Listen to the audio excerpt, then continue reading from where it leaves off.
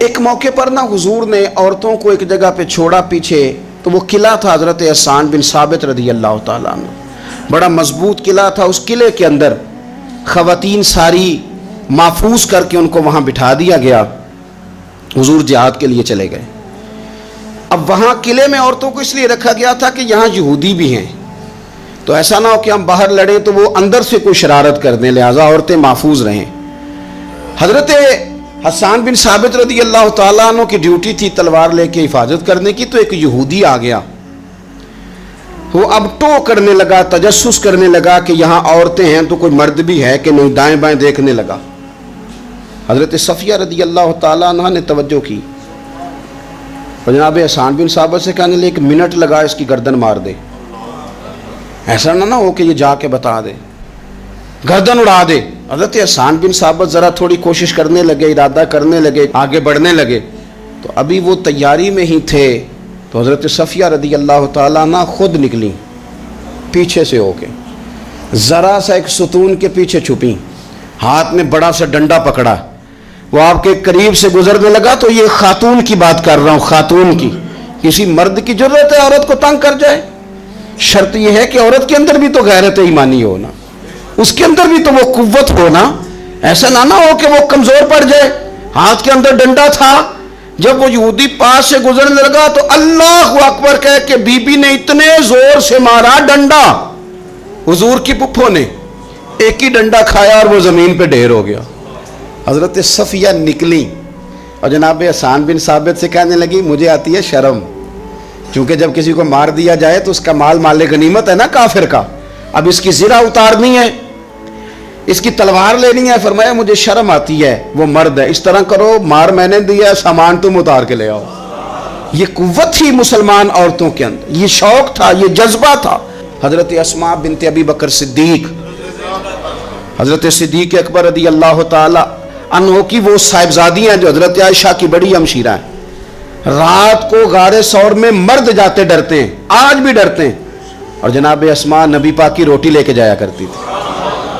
پھر اللہ نے ان کو بیٹا دیا حضرت عبداللہ بن زبیر، یہ حضور کی پھپھی کے نواسے ہیں، حضرت زبیر بن عوام عشرہ مبشرہ صحابی ہیں، ان کے بیٹے ہیں، اور یہ وہ خوش بخت جوان ہے جس کو گٹی نبی پاک نے اپنے لعاب دہن سے عطا فرمائی۔ یزیدی فوجوں کے خلاف امام حسین کے بعد جو آدمی باقاعدہ مرتب فوج کے ساتھ میدان میں آئے وہ حضرت عبداللہ ابن زبیر ہیں، مرتب کر کے اپنا لشکر لے کے نکلے۔ حضرت اسماء بوڑھی ہو گئی تھی، 90 سال عمر تھی، نظر نہیں آتا تھا۔ حضرت عبداللہ ابن زبیر جب لڑے یزیدی فوجوں کے خلاف تو کچھ ساتھی شہید ہو گئے، کچھ کے قدم پیچھے ہٹ گئے۔ حضرت عبداللہ ابن زبیر ماں کے پاس آئے اور ماں سے آ کے کہتے ہیں اماں میرے کچھ ساتھی کمزور پڑ گئے، کچھ شہید ہو گئے، اور یہ بڑے سخت لوگوں کی فوج سے ہمارا مقابلہ ہے، تو اس وقت تیرے ساتھ کوئی خدمت گزار نہیں، میں تیرا اکیلا سہارا ہوں، ماں تو بتا میں کیا کروں، آگے جاؤں کہ واپس مڑوں؟ نابینا ہیں حضرت اسماء، عمر ہے 90 سال، بیٹے کی پشت پہ ہاتھ رکھ کے کہتی ہیں پتر پہلے یہ بتا کہ تو حق پہ ہے کہ نہیں، تو حق پہ ہے کہ نہیں؟ ان ماؤں کی گود میں اسلام پلا کرتا تھا، حق پہ ہے کہ نہیں؟ تو حضرت عبداللہ ابن زبیر کہنے لگے اماں میں حق میں ہوں۔ تو حضرت اسماء کہنے لگے پتر پھر میدان میں جا اور میرا پتر ایک میرے ساتھ وعدہ کر، کوئی بھی تیر پشت پہ نہ کھانا، سارے سینے پہ کھا کے آنا۔ حضرت عبداللہ ابن زبیر عرض کرنے لگے اماں یہ بڑے ظالم قسم کے دشمن ہیں، یہ آنکھیں نکال دیتے ہیں، ہونٹ کاٹ دیتے ہیں، جسم کے ٹکڑے ٹکڑے کرتے، تو سہ لے گی؟ کیا جواب ہے، کیا طاقت ہے، کیا ہمت ہے۔ حضرت اسماء فرمانے لگی پتر بکرے کو نہ صرف ذبح ہوتے وقت تکلیف ہوتی ہے، کھال اترتے وقت کوئی تکلیف نہیں ہوتی، جا میرا بیٹا میدان میں۔ حضرت عبداللہ ابن زبیر شہید کر دیے گئے، ان کی لاش مبارک مکہ مکرمہ کے چوک میں جنت المعلہ کے پاس لٹکا دی گئی۔ حجاج بن یوسف نے حضرت اسماء کو بلایا اور بلا کے کہنے لگا تجھے پتہ ہے تیرا بیٹا لٹکا ہوا ہے؟ فرمانے لگی ہاں مجھے پتہ ہے، یہ بچپن سے ہی شاہ سوار ہے، یہ گھوڑوں پہ رہنا ہی پسند کرتا تھا۔ اور پھر کیا جملہ کہا، حجاج کے لوگ کہتے ہیں یہ فوجوں میں اور تلواروں کی جھنکار میں کبھی نہیں کانپا تھا، پر حضرت اسماء جو نابینا ہیں ان کے جملوں نے نرزہ طاری کر دیا۔ فرمانے لگی حجاج میرا پتر لٹک گیا ہے کہیں تیرے آگے جھکا تو نہیں نا؟ لٹک ہی گیا ہے, جھکا تو نہیں میرا پتر؟ 14 دن تک لٹکے رہے, لاش مبارک لٹکی رہی, لیکن حضور کا لعاب دہن تھا نا. لوگ کہتے ہیں قریب سے گزرتے تھے تو دور دور تک خوشبوئیں پھیلی ہوئی, دور دور تک. مائیں, ایک صحابیہ ہے, نام ہے ام عمارہ, جنگ احد میں زخمیوں کو پانی پلاتی, اپنے 2 بیٹے اپنا شوہر لے کے احد میں آئیں, زخمیوں کو پانی پلاتی ہیں, مرہم پٹی کرتی ہیں. اچانک جنگ کا پانسا پلٹ گیا.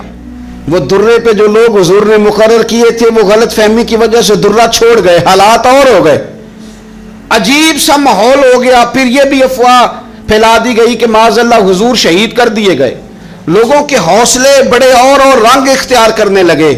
حضور کے گرد تھوڑے سے لوگ رہ گئے. او میرے بھائیوں, او ملت کی بیٹیوں بہنوں, یہ ہے تمہارا انداز دین کی خدمت میں, یہ خواتین کا انداز ہوتا ہے.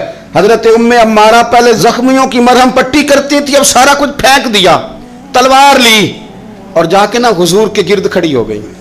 کہنے لگی آئے نا, کون آتا ہے میرے کریم کے پاس, آ کے دکھائے نا کوئی, اسا کیتی ہے جان حوالے رب دے, ایسا عشق کمایا ہے, اسی مرن تو اگے ہی مر گیا باہو, اسا تا مطلب نو پایا ہے. آ کے کھڑی ہو گئی. حضور فرماتے ہیں میں دائیں دیکھتا تھا تو ام عمارہ ہوتی تھی, میں بائیں دیکھتا تھا تو ام عمارہ ہوتی تھی, آگے دیکھتا تھا تو ام عمارہ, پیچھے ام عمارہ. حضور فرمانے لگے تو بہت سارے لوگوں سے سبقت لے گئی ہے, تو بڑے سارے لوگوں سے آگے نکل گئی ہے. ان کو زخم لگ رہے ہیں, تیر آ رہے ہیں, پر خاتون ہو کے ڈٹی ہوئی ہیں. رسول اللہ صلی اللہ علیہ وسلم کے سامنے کھڑی, حضور پر آنے والے تیر اپنے وجود پہ لیتی ہیں. او میرے عزیز, رسول پاک علیہ السلام نے فرمایا تجھے رب نے بڑا حوصلہ دیا ہے. اتنا گہرا زخم بازو میں آیا کہ غار بن گئی, غار. اللہ کے پیارے محبوب نے نظر کرم فرمائی. حضور نے فرمایا کچھ مانگ لے. کہنے لگی سونیا اگر میری خدمت قبول ہے تو دعا کر دیں, اللہ قیامت کے دن بھی آپ سے دور نہ کرے, رب دور نہ کرے. حضور نے دعا کر دی, اے اللہ اس کو اور اس کے خاندان کو قیامت میں بھی میری رفاقت دینا. حضور کی دعا سنی تو باہر نکلی, فرمانے لگی لوگوں لو پھر, میں نے اپنا مقصد پا لیا ہے, میں کامیاب ہو گئی ہوں. اب دنیا کی کوئی مصیبت بھی میرے اوپر آئے تو مجھے کوئی پرواہ نہیں, اس لیے کہ مدینے والے نے یہاں بھی کرم فرما دیا ہے, وہاں بھی کرم فرما دیا ہے. یہ طاقتیں تھیں ان خواتین کے. ایک تابعی بزرگ تھے حضرت ابو عبد الرحمن فروغ, صاحب تاریخ بغداد نے لکھا ہے وہ جہاد پہ چلے گئے, 30,000 دینار اپنی بیوی کو جاتے دفعہ دے گئے. کہنے لگے لو پاس رکھ لو, اور بیٹا بھی ماں کی گود میں ہی تھا. کچھ نے لکھا پیدا ہو چکے تھے, کچھ کا کہنا ہے کہ ان کے جانے کے 1-2 ماہ بعد بیٹے کی ولادت ہوئی. اور بیٹے کا نام کیا ہے؟ ربیعہ بن ابو عبد الرحمن. اور یہ بیٹے وہ ہیں جو حضرت امام مالک جیسے لوگوں کے استاد ہیں, حضرت حسن بصری جیسے لوگوں نے ان سے پڑھا, خود جہاد پہ چلے گئے. آج تو فوجیوں کی نوکری ہے نا جی, ان کا یہ نظام ہے کہ وہ جاتے ہیں, انہیں تنخواہ ملتی ہے, چھٹی پہ آتے ہیں. اس زمانے میں یہ تھا کہ مال غنیمت سے حصہ ملتا تھا, اور فتوحات کا یہ طریقہ تھا کہ یہ علاقہ فتح ہوا تو آگے چلے گئے, وہ فتح ہوا تو آگے چلے گئے, وہ فتح ہوا تو آگے چلے گئے. کسی نے لوٹنا ہے تو پابندی نہیں تھی, لوٹ سکتا ہے. کچھ لوگ جہاد میں ہی رہتے تھے. حضرت ابو عبد الرحمن فروغ 27 سال جہاد میں رہے, 27 سال. یہاں تو خاون باہر ہو تو بہت ساری عورتیں کہہ دیتی ہیں کہ تیرے ابے نے تو صرف پیسے کمائے, مصیبتیں تو ساری میں نے دیکھی. معاذ اللہ بعض جگہ, سب نہیں لیکن بعض جگہ کہہ دیتی ہیں کہ وقت تے سارے میں کیتے. 27 سال شوہر چلا گیا, واپس نہیں آیا, 30,000 دینار دے کے چلے گئے. 27 سال کے بعد خیال آیا گھر کا. اب بیٹا محدث بن گیا, عالم بن گیا, اور کمال یہ کہ رہتے کہاں تھے؟ حضور کے مدینے میں, مدینہ النبی میں, مدینہ منورہ میں صلی اللہ تعالی علیہ وسلم. اور ان کے صاحبزادے حضرت ربیعہ یہ مسجد نبی میں, حضور کی مسجد میں بیٹھ کے نبی پاک کی حدیث پڑھایا کرتے. آئے گھر, دروازے پہ دستک دی, صاحبزادے نے دروازہ کھولا. نہ باپ بیٹے کو پہچانتا ہے, نہ بیٹا باپ کو.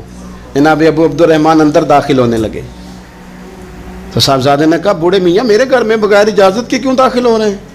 تو وہ کہنے لگے تو بتا, تو نے میرے گھر پہ قبضہ کیوں کر رکھا ہے؟ اب جب بات زیادہ بڑھ گئی تو دونوں جانب سے لوگ جمع ہو گئے, شور اٹھا تو اندر سے والدہ نے سنا, पर्दा सिरका के देखा कि मेरे शौहर आ गए 27 साल के बाद, 27 साल के बाद। तो आप अपने साहिबजादे से कहने लगी, बेटा इनको अंदर आने जो, तुम्हारे वालिद हैं। बड़ा रोए बाप बेटा, बड़ा रोए। माँ और बेटे की मोहब्बत का भी अंदाज़ा नहीं, पर कुरान पाक पढ़े ना तो दो मिसालें बाप और बेटे के प्यार की भी मिलती हैं। एक हज़रत याकूब अलैहिस्सलाम का जनाब यूसुफ से प्यार, और एक हज़रत इब्राहीम का हज़रत इस्माइल से प्यार, और जनाब इस्माइल की जनाब इब्राहीम की फर्मा बरदारी की मिसाल।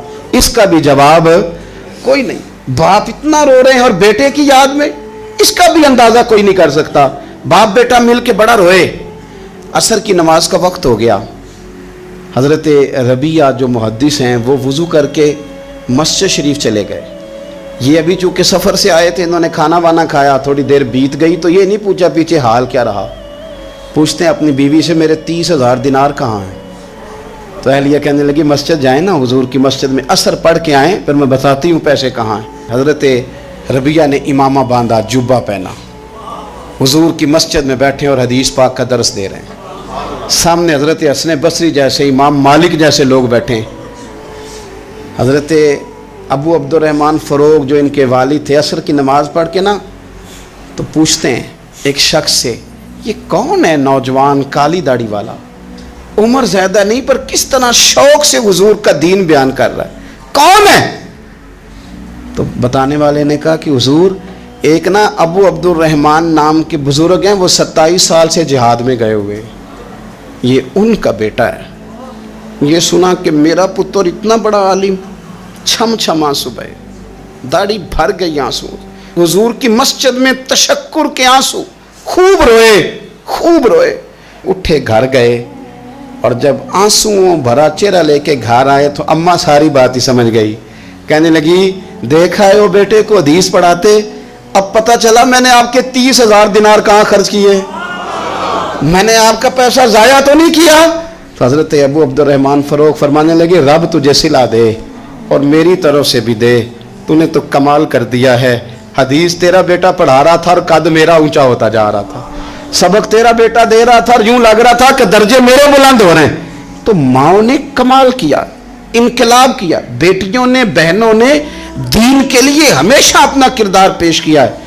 करने का काम यह है कि औरतों को बताया जाए कि तुम्हारा असल सबक है क्या, तुम्हारा दीन के अंदर किरदार क्या है, तुम्हारी फजीलत क्या है, हुकूक क्या है, तुम्हें कितना नवाजा गया है। और तुम्हारा किरदार बड़ा शानदार रहा, औरतों का बड़ा ताबनाक और ख़ूबसूरत किरदार रहा है दीन के लिए हमेशा।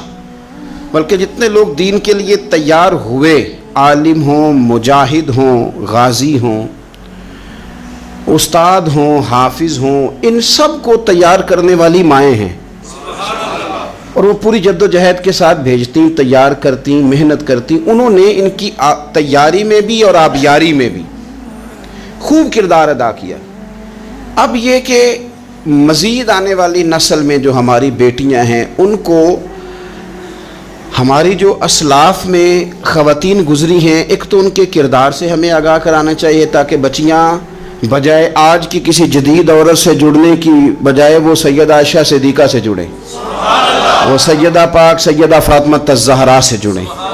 वो जो कनीज़ें हैं हुज़ूर सल्लल्लाहु अलैहि वसल्लम के दीन की, हज़रत उम्मे सुलैम के साथ जुड़ें, हज़रत उम्मे शुरैक के साथ जुड़ें, हज़रत उम्मे अम्मारा के साथ जुड़ें।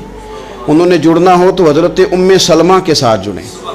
वो इन सब ख़वातीन के साथ उनका ताल्लुक़ मज़बूत हो। और दूसरा ये भी एक बात याद रखें कि 40, 50, 60 औरतें किसी जगह निकल के कोई धमा चौकड़ी करती हैं तो वो 22 करोड़ के मुल्क में रहने वाली हमारी पाक माओं की नुमाइंदा कभी भी नहीं हो सकती। इसलिए दुनिया इनका चेहरा देख के, बल्कि इनका मकरूह चेहरा देख के, हमारे घरों में हया का पर्दा पहन के बैठने वाली औरतों को उस पर कभी भी वो कयास ना करें। अल्हम्दुलिल्लाह आज भी माएँ पाक दूध पिलाती हैं तो रसूलुल्लाह का नाम जपने वाले बेटे पैदा होते हैं। तो इसलिए कोई ऐसी मायूसी, कोई ऐसी कमज़ोरी, कोई ये नुमाइंदा नहीं है। ये तो चूँकि दुनिया में हमारे यहाँ होता ही है कि कोई बंदा कोई फजूल बात करता है तो मीडिया उसको कवरेज ज़्यादा देता है, तो लोग समझते हैं पता नहीं क्या हो गया। ऐसी कोई बात नहीं है। ये तो चंद लोग हैं, वजीफ़ा खार हैं, ख़रीदे हुए लोग हैं।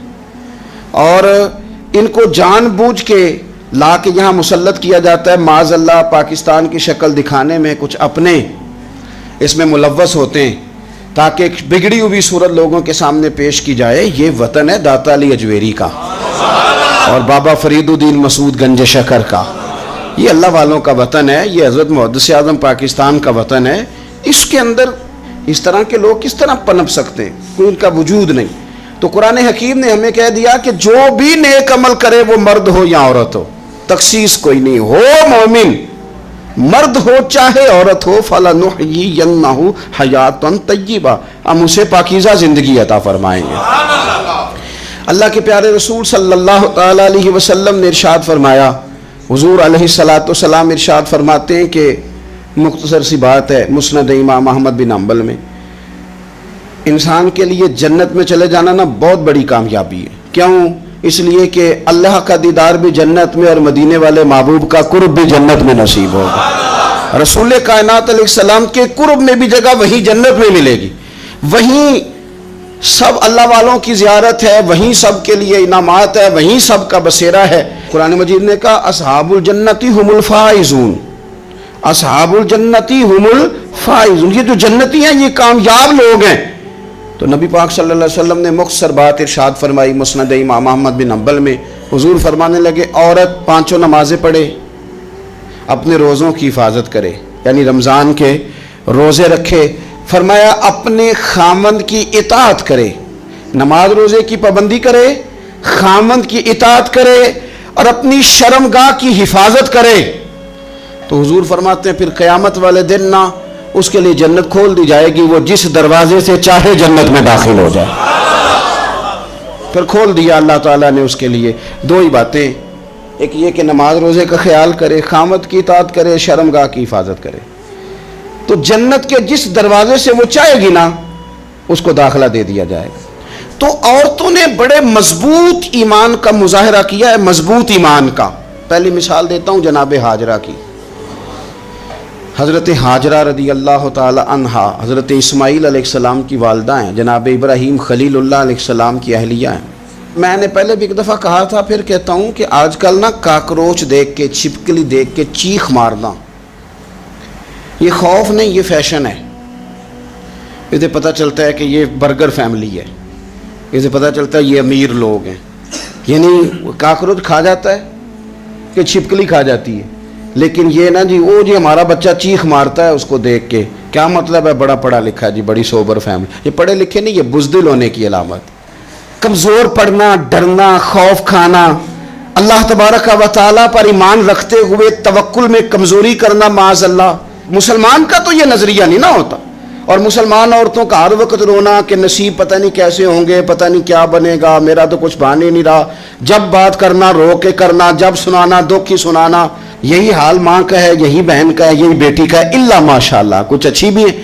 تو اس قدر زیادہ کمزور نظریات مسلمان عورتوں کے نہیں ہوتے، اور پھر ساری زندگی اگر یاد کرنا ہے تو دکھ یاد کرنا ہے، سکھ نہیں یاد کرنا۔ زندگی کے اندر جہاں کسی جگہ آزمائش آئی اس کا ذکر روز کرنا ہے، اور جو آسانی آئی ان کو بھول جانا ہے۔ حضرت ہاجرہ کو جناب ابراہیم خلیل اللہ علیہ السلام چھوٹا سا بیٹا دے کے وادی غیر ذی زرعین میں چھوڑ آئے، اتنی سی کھجوریں، ایک مشکیزہ پانی کا۔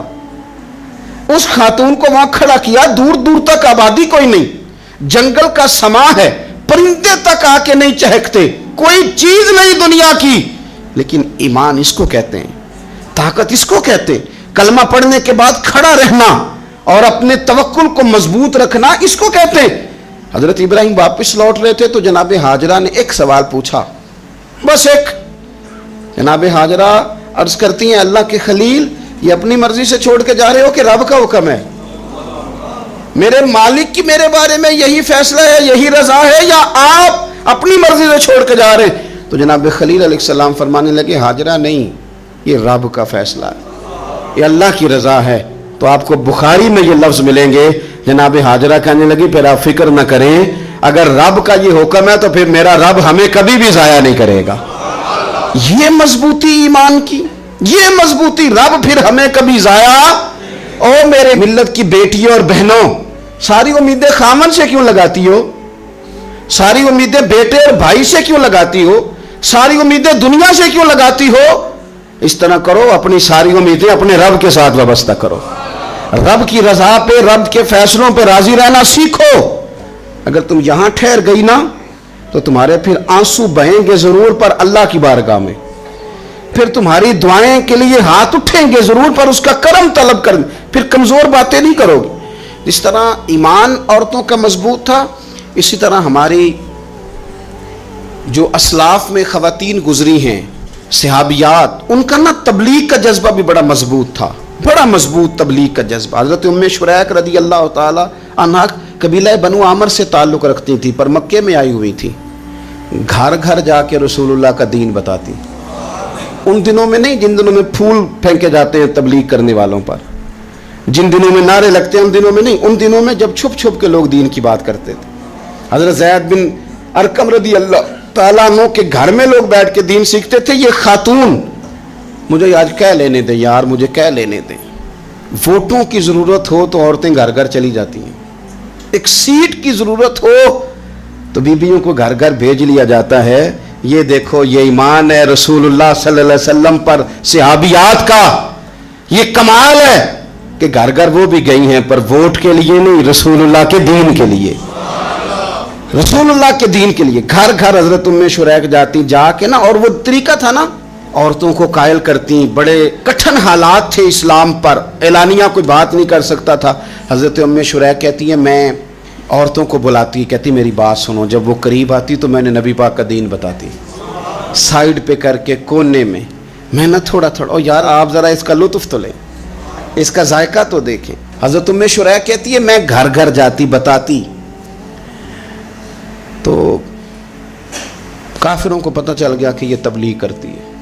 उन्होंने मुझे बुलाया, कहने लगे तेरे बरादरी और कबीले का मसला ना होता तो हम तुझे कत्ल कर देते, अब हम तुझे वापस भेजते हैं। चंद मर्दों को मेरे साथ किया, मुझे घोड़े और ऊंट की नंगी पुश्त पर बांध लिया। नंगी पुश्त पर लंबा सफ़र करना मुश्किल होता है, पसीना आए, बड़ी तकलीफ होती है घोड़े पर बैठ। अब वो कोई कजावा नहीं, कोई चीज़ नहीं, इसी तरह बांध के ले गए। और फरमाती हैं कि 3 दिन और 3 रातों का वो सफ़र था। रस्ते में वो खुद छाँव में बैठते और मुझे बांध के धूप में डाल देते। 3 दिन मैंने ज़मीन पर चलने वाली किसी चीज़ की आवाज़ नहीं सुनी, लेकिन वो जब जब नबी पाक के दीन की बात पूछते तो मेरा कलेजा खुशी के साथ ठंडा हो जाता, आंखें खुल जाती और मैं कहती क्या बात है मेरे नबी पाक के दीन की। उस कैफियत में भी वो तबलीग की लज्जत अपनी जगह मौजूद। हज़रत उम्मे शुरैक रज़ी अल्लाह तआला अन्हा फरमाती है, एक जगह उन्होंने मुझे लिटा दिया बांध कर, प्यास बड़ी शदीद थी, पानी पीने को देते नहीं थे, रोटी खाने, ये एक औरत की बात कर रहा हूँ, ये खातून की बात कर रहा हूँ। आजकल तो हमारे बच्चे शाम को सालन ठीक ना पका हो तो मोबाइल तोड़ देते हैं। ये कौम नहीं मैदानों में जा सकती, जिहाद नहीं कर सकती। खातून कहती है कि शदीद प्यास थी और मुझे बांध के लिटाया हुआ था। मुझे जब तकलीफ बढ़ गई तो अचानक मैंने देखा पानी का एक डोल बरामद हुआ है। मैंने उससे थोड़ा सा पी लिया, पर तलब अभी बाकी थी। वो फिर आ गया बर्तन, मैंने फिर पिया, तलब अभी बाकी थी, फिर बर्तन आ गया। इमाम अबू नईम ने इसको लिखा है हिलियतुल औलिया में, फरमाते हैं तीसरी दफा वो फिर भरा हुआ डोल पूरे का पूरा आ गया। अब मैंने पिया भी, अपने कपड़ों पे भी छिड़का। जब वो सारे बेदार हुए तो मुझे आके कहने लगे कि तूने हमारा पानी इस्तेमाल किया है। फरमाती है फिर उन्होंने अपने बर्तन देखे, मुश्किज़े देखे तो भरे हुए थे। मेरे करीब आके कहने लगे ये पानी कहाँ से आया? तो मैंने कहा तुम अभी मेरा अकीदा नहीं समझे, ये मेरे रब ने मुझे दिया है, मेरे रब ने मुझे दिया। फरमाती है मुझे बांध के ले जा रहे थे, पर जब मेरी बात सुनी ना तो बोल के कहने लगे हमें समझ आ गई है, तेरा दीन हमारे दीन से बेहतर है, तेरा अकीदा हमारे अकीदे से बेहतर है। और एक रवायत में यूं भी है कि वो बांध के ले जा रहे थे, पर ये कमाल देखा तो कलमा पढ़ के मदीने वाले के गुलाम बन गए। आखिर दावा यानी अल्हम्दुलिल्लाह रब्बिल आलमीन।